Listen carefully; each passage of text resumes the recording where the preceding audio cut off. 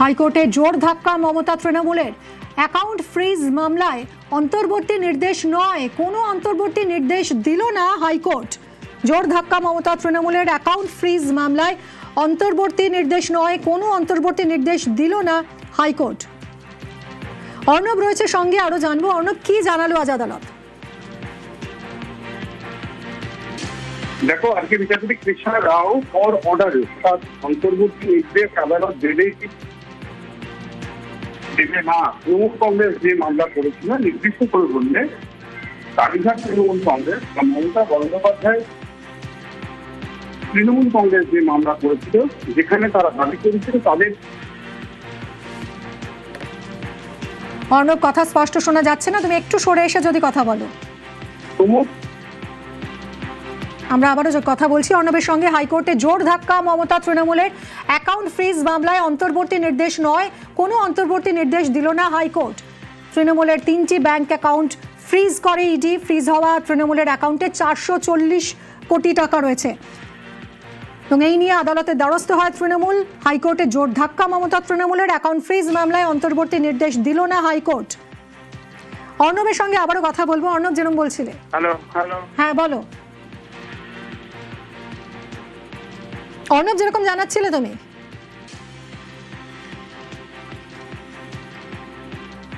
আবারও আমরা যোগাযোগের চেষ্টা করছি অর্ণবের সঙ্গে। অর্থাৎ ইডি অ্যাকাউন্ট ফ্রিজ বহাল থাকবে।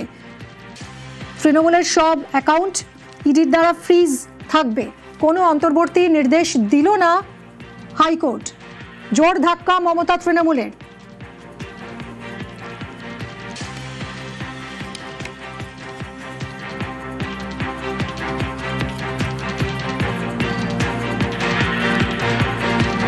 তৃণমূলের 3টি ব্যাংক অ্যাকাউন্ট ফ্রিজ ইডির।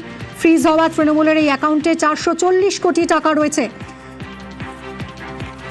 এবং ইডির এই পদক্ষেপ চ্যালেঞ্জ করে হাইকোর্টে মামলা করে মমতা তৃণমূল।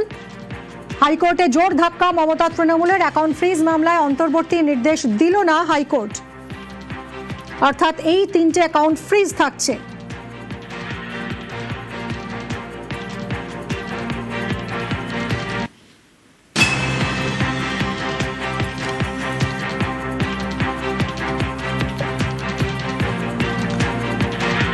তৃণমূলের 3টে ব্যাংক অ্যাকাউন্ট ফ্রিজ করেছিল ইডি, যে ব্যাংক অ্যাকাউন্টে রয়েছে 440 কোটি টাকা এবং এই ইডির এই পদক্ষেপকে চ্যালেঞ্জ করে হাইকোর্টে মামলা করেছিল মমতা তৃণমূল। কিন্তু সেখানে জোর ধাক্কা, কারণ হাইকোর্ট কোনো অন্তর্বর্তী নির্দেশ দিল না, অর্থাৎ এই 3টে অ্যাকাউন্ট আপাতত ফ্রিজ থাকছে। এই 3টে অ্যাকাউন্টের টাকা ব্যবহার করা যাবে না।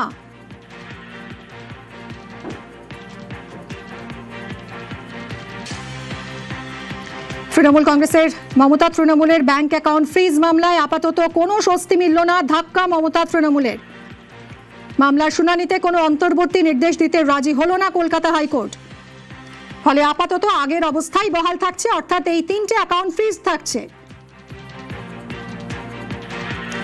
তৃণমূলের এই 3টে অ্যাকাউন্ট, যেখানে 440 কোটি টাকা আটকে রয়েছে বলে হাইকোর্টে আবেদন জানিয়েছিল তৃণমূল, মামলা করেছিল, কিন্তু সেখানে হাইকোর্ট স্পষ্ট জানিয়ে দিয়েছে কোনো অন্তর্বর্তী নির্দেশ দেওয়া যাবে না। অন্তর্বর্তী নির্দেশ দিল না হাইকোর্ট।